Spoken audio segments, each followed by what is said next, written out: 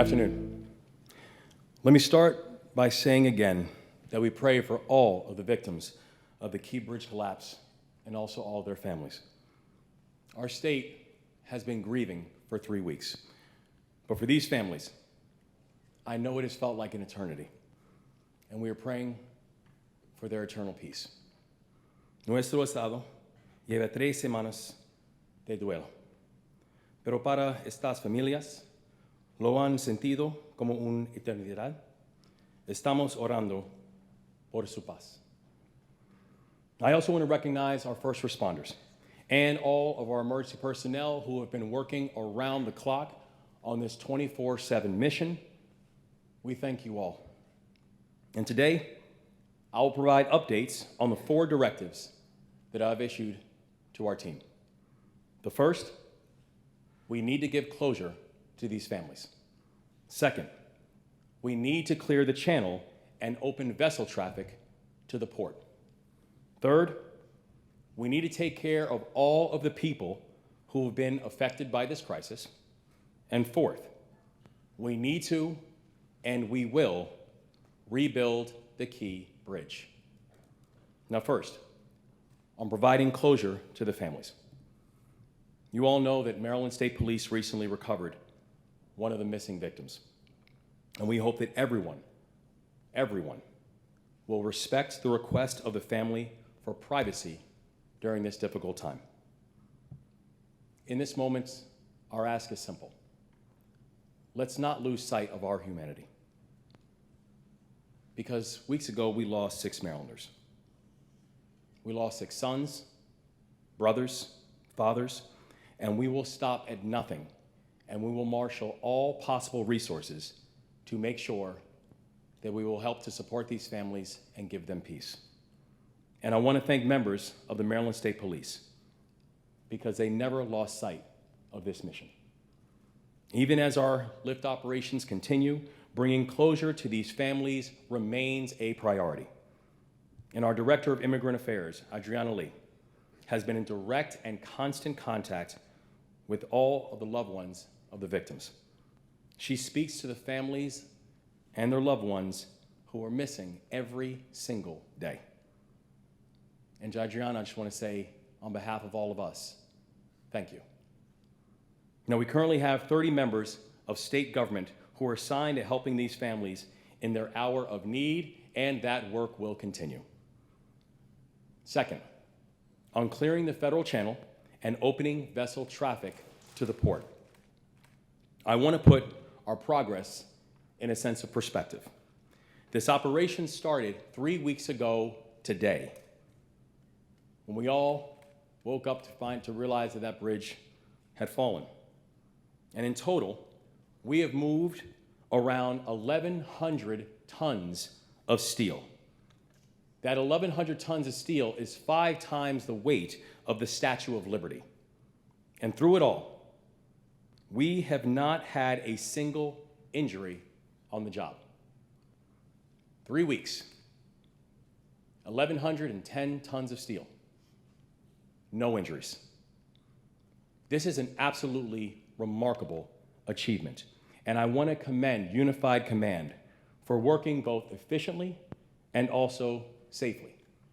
Because as Colonel Pinchason has pointed out, as we learned in our military training, slow is smooth, and smooth is fast. We're on track to open a temporary 35-foot deep channel by the end of the month, and earlier today, I had another opportunity to go back out on the water with Unified Command and to watch preparations for a lift of Section 1B. Now, this is a major piece of the bridge that weighs around 300 tons. That 300 tons is about the same size as a Boeing 747. And you'll see here,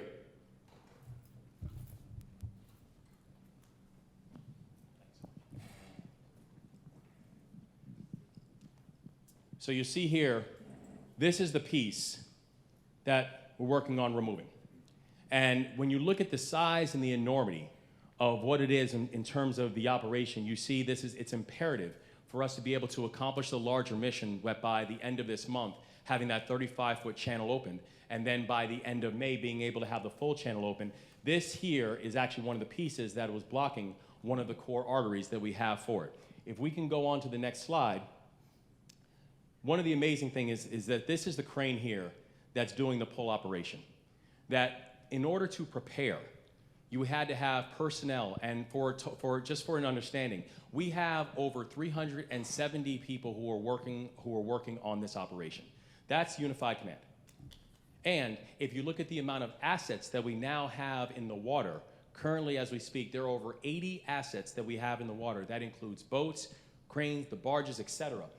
One of the assets is this right here. And this crane, which took days of preparation in order to prepare for that lift, you now see here the mass that got pulled out of the water. What's really important to remember about that is this. What you saw before, the majority of it was actually underwater. You still couldn't even see above water how large this piece of steel was. That shows the measure of complexity of this larger operation, and frankly, one of the main reasons why when we look at what Unified Command has pulled off and continues to execute, why this continues to be such a remarkable operation. This type of and this kind of complexity is unprecedented. And seeing the professionalism in the way that this team has moved has been absolutely extraordinary.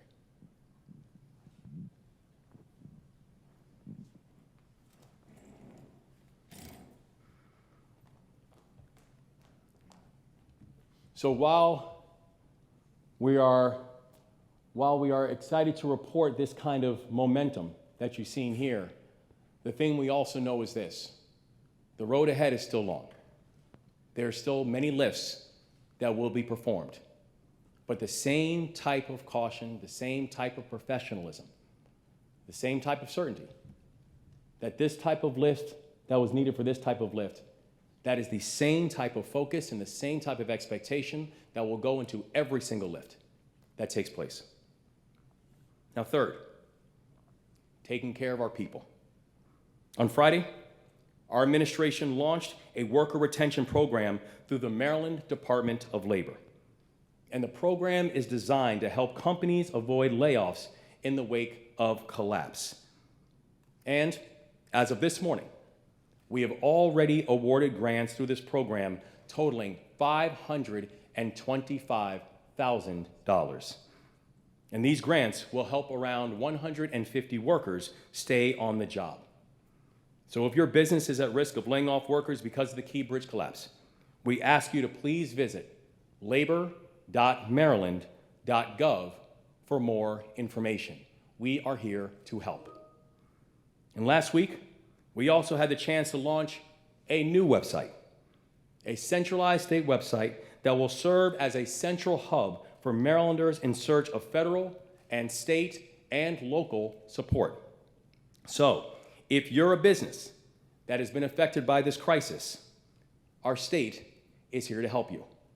If you're a worker who is struggling to make rent because of the collapse, our state is here to help you. If you're a commuter who wants to get updated on how we are responding to the traffic challenges, our state is here to help you.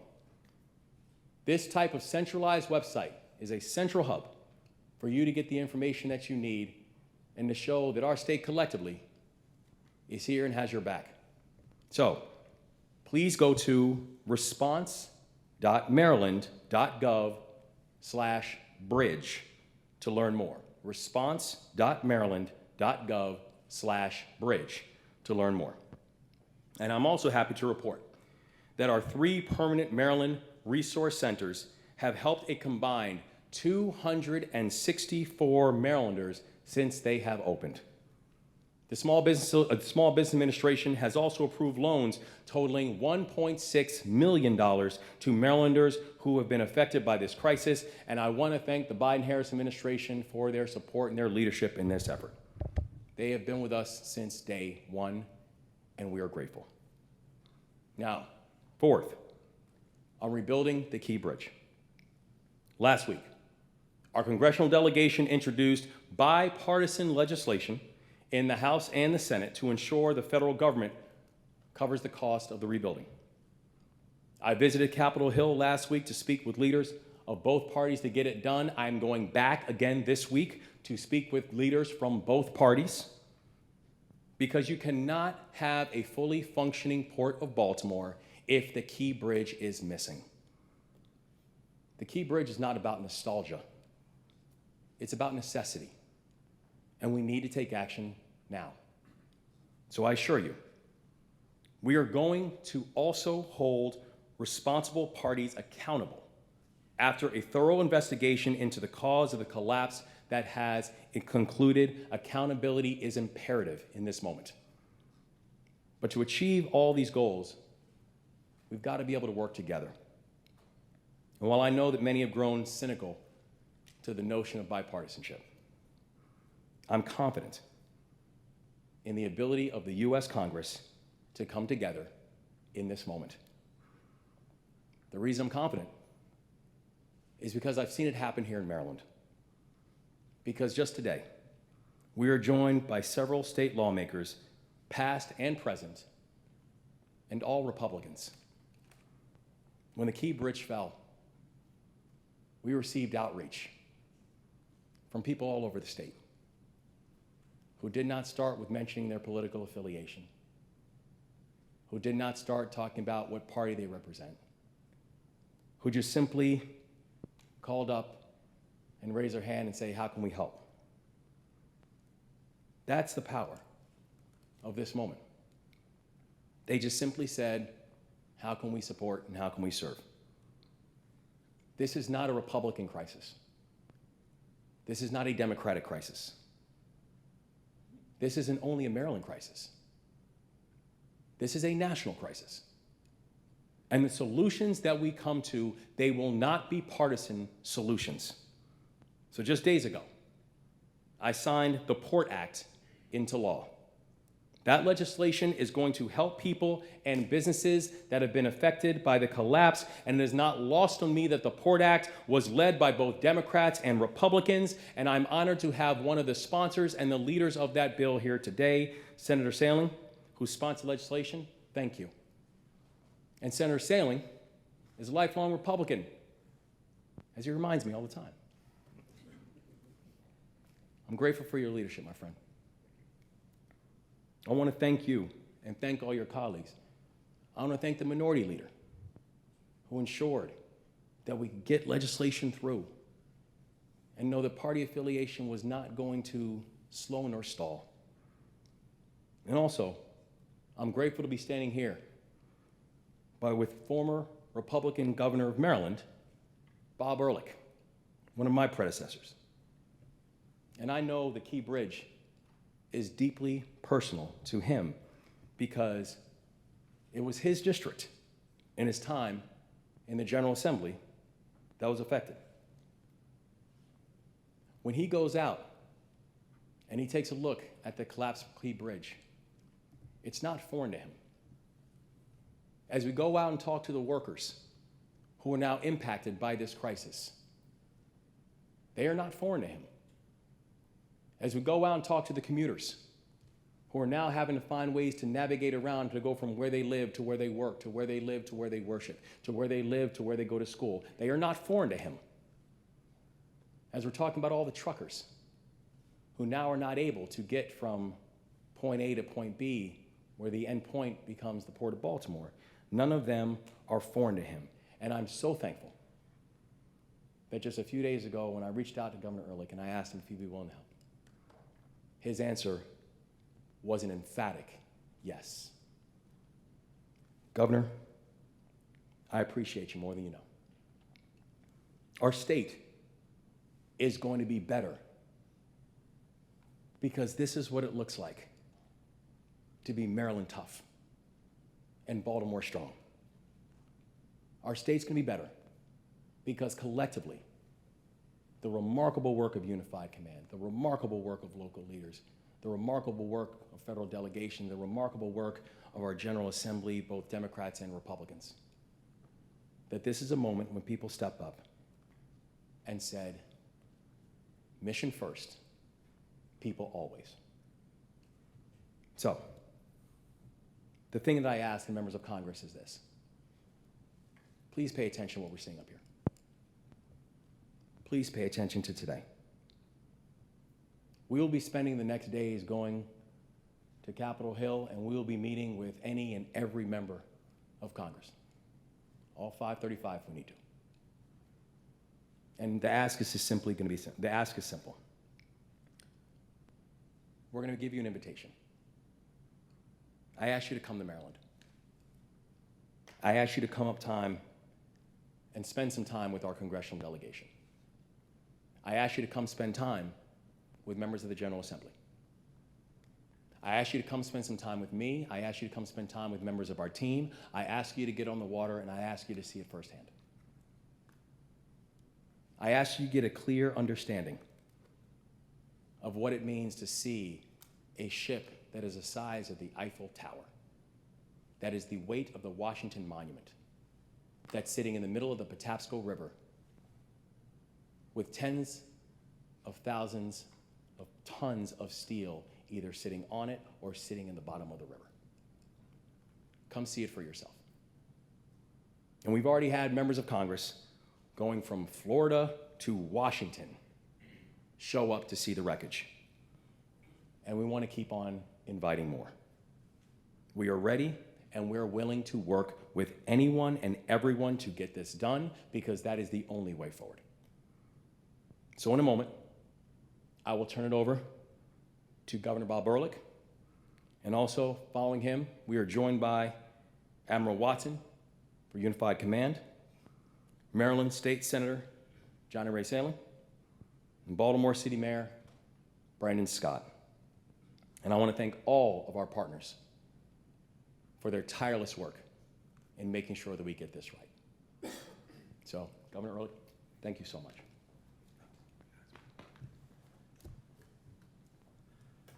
Well, first things first, I appreciate the outreach from the Gov here. Thanks for the briefing, thanks for the leadership, thanks for your compassion, thanks for everything. I bring a bulletin from Congressman Harris as well, who could not be here today. He sends his regards, regrets, and tells me, as he's told you privately, he's with the program, big time. So I'm going to be very brief. I suspect I'm here not just as a former governor, but as a former member who represented Dundalk, a place I love. Dundalk 4th of July Parade. That's right. Doesn't get better. Doesn't get better. So I awakened today with three real quick thoughts, real quick. First was I had to think of William Donald Schaefer. I had to think of Governor Schaefer today, because I guarantee you he's up there looking down at us with a clenched fist telling us to get it done, to you and to me and to all of us, everyone, just get it done. The person who woke up every day thinking about people first and serving people, which is really the bottom line to this profession. The second person I thought of was, who else? Helen Delis Bentley, who's also shaking a fist at us and probably saying some other words that we know well. How interesting that we were able to, with the support of folks in this room, especially you as well, getting that port renamed for her during this time. And her admonition to us is, take care of my people, take care of my port. Again, exactly the same. One Democrat, one Republican with the same message. Take care of us, take care of Maryland. And then the third thought real quickly was Team Maryland. And it's not a cliche, and the governor is absolutely correct. People are very cynical for good reason these days about politics, we get it. But the Team Maryland thing is not stuff you hear. It's real. And I lived it as a member of the House of Delegates, but I really lived it as a member of the House of Representatives and as governor. Because when things were tough, Maryland came together. BRAC, the base closing initiative, every state had to come together. Republicans, Democrats came together in Maryland, and it worked out pretty well for our state. It sure did. And then, obviously, natural disasters, hurricanes and floods, Team Maryland came together always. What can we do? How can we help? Who do we need to talk to? And of course, this is a man-made disaster. So Everybody here understands the impact of this tragedy, and I've seen very little cynicism out there, and I hope there's none. Skeptical, fine. We have to produce, we know that as state. But we have excellent people here, excellent professionals. I want to join your message in that regard as well, and thanking everybody who wears a uniform, who protects us, saves lives. Thank you from the bottom of our hearts. We understand the impact of this tragedy with respect to the loss of lives, with respect to the loss of business, with respect to the loss of income, and really the challenge to our identity. Our identity is our port. We're a port city. So I can assure everyone, both sides of the aisle, Republican, Democrat, doesn't matter. We're working together to get Team Maryland back up and running as quickly as possible. And I appreciate your attention here today. Thanks, Gov.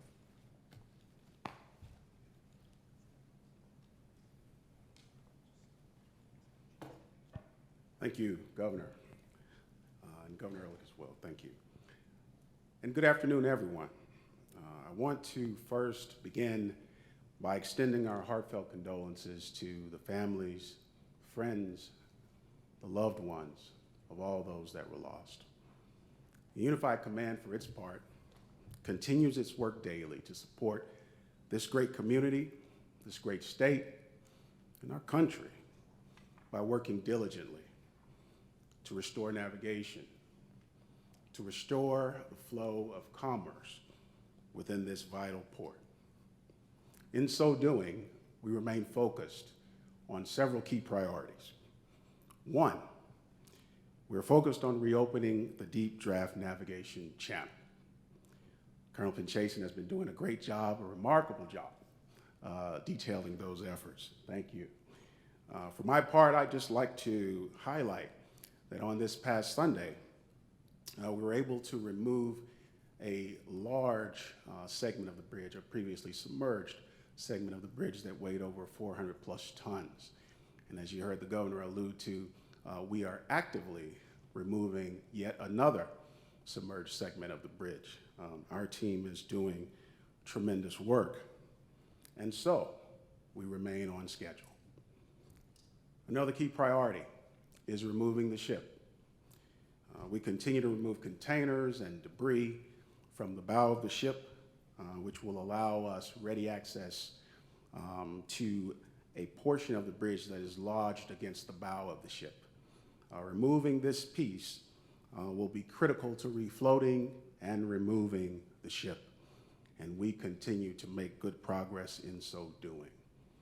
And then finally, we are removing the remaining bridge debris from the waterway, and the state continues to make great progress in this regard. This is challenging and complex work, as you know, and the Unified Command team has been tremendous. But I want to especially call out the Baltimoreans and the Marylanders that are the nucleus of this team. Without their dedicated effort and commitment, this team would not go. It would not work as smoothly and as effectively as it has. We often refer to the Unified Command, and when we talk about this structured network of people and professionals doing this great work, but I think it's good for us to remember that at the heart of it all is people that live and work here. And we are particularly proud to be a part of this team, and we are particularly proud to be working with these folks that live and work here who are vested in the team's success, particularly vested. So we just want to say thanks to the city of Baltimore, to the state of Maryland and its leadership for the continued and outstanding teamwork. We're going to keep focused on getting the job done. Thank you.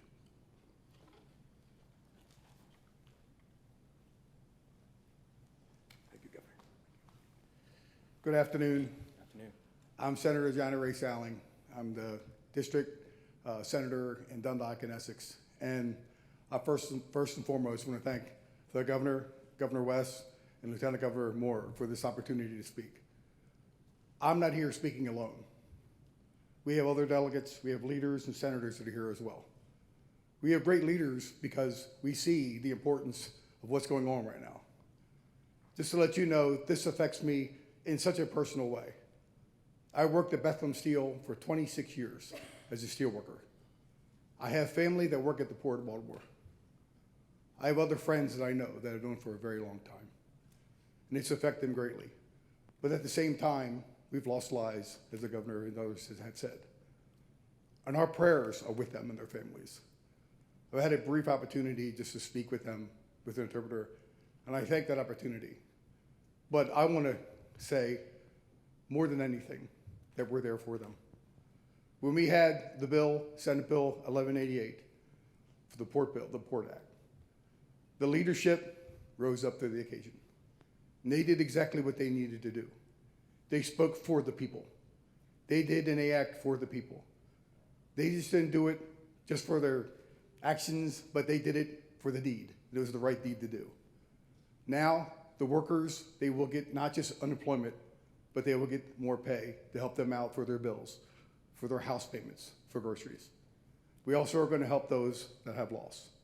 I want to thank Oak Lawn Cemetery for reaching out to us and telling us that they have plots for those that are lost. I also want to talk about those nonprofits that are out there that are helping out as well. They have been a blessing. I want to thank them as well. But I just want everybody to realize one thing. This just doesn't affect just Baltimore or Dundalk in my area or Maryland. It affects Chicago. It affects Detroit. It affects Florida and other states. This is a central location of the deep port that a lot of places wish they had. But we have something great here, and we haven't lost sight. I just want you to know, we are here as leaders, but working with a Democratic governor and a Republican senator and Republican leaders, and we're here for one reason. We're here for you people. So we pray for you. We are here for you. Whatever we can do, we have a number in Annapolis. We want you to call your leaders there. We are stepping up, and we are going to do all that we can. My prayer is that God will bless you and keep you safe, and give you exactly what you need. So thank you so much for this opportunity, Governor, and God bless you. Thank you, sir. Now we'll have the mayor. Thank you.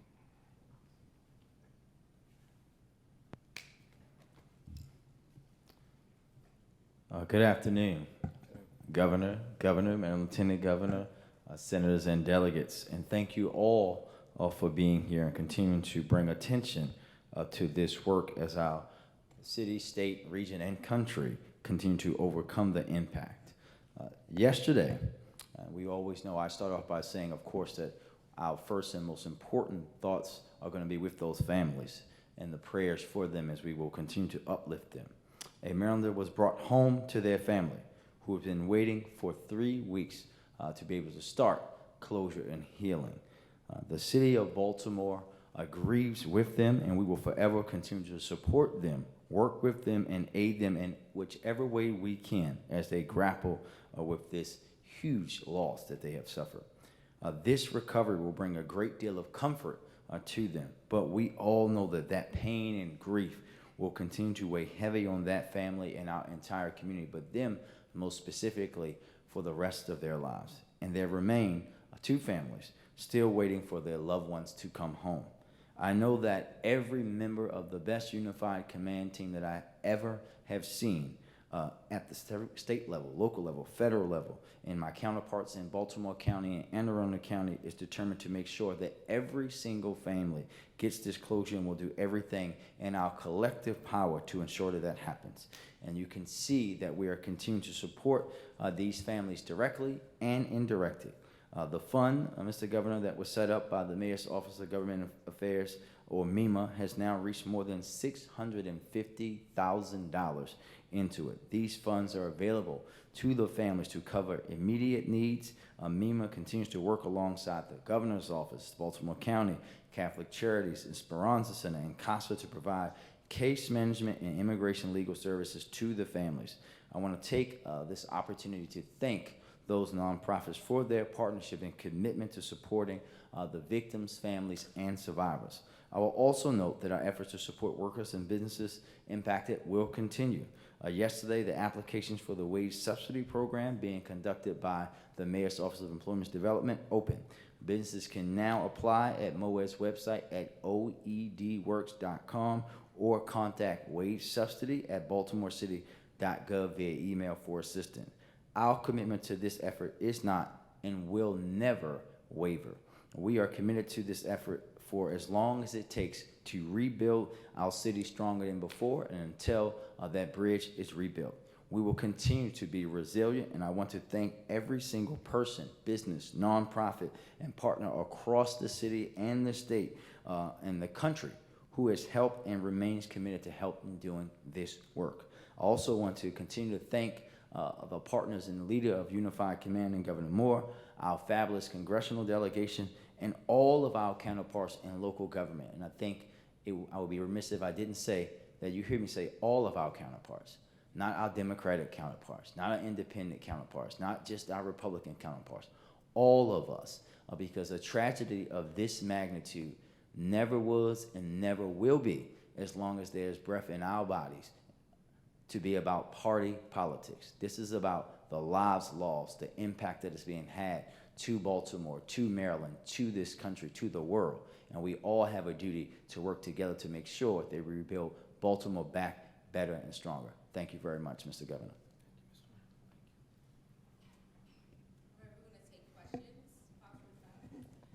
Governor, do you have any response to the FBI investigation or have any additional information about what they're looking for?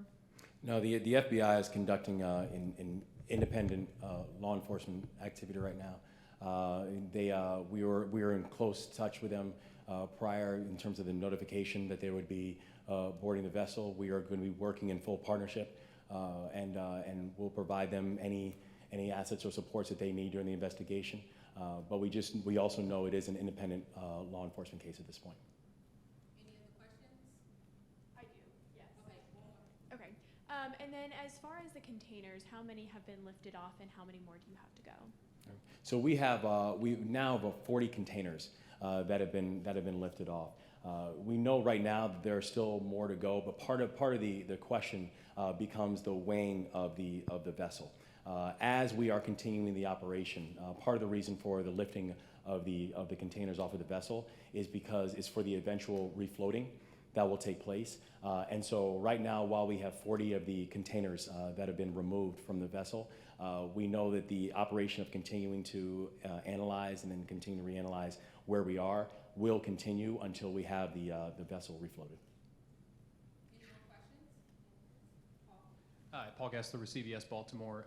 Perhaps a question for the Rear Admiral. Is there a procedure for when a body is found, what happens next, and do you have any indication where those remaining victims may be based on where the other victims were located? I'll take your question kind of out of order if that's okay with you. There's no way to tell where the remains of the remaining victims are. As far as procedure goes, when the salvagers come across anything even remotely close to a vehicle or human remains, they stop. At that point, they make sure the scene is safe, everything is shored up, then they contact the MSP Underwater Recovery Team. We keep 10 divers on standby to go out and do what's necessary. Over the weekend, that works seamlessly. And as quickly as they do what they need to do, we're right back to salvage operations. So there is a credible level of communication and coordination going on there.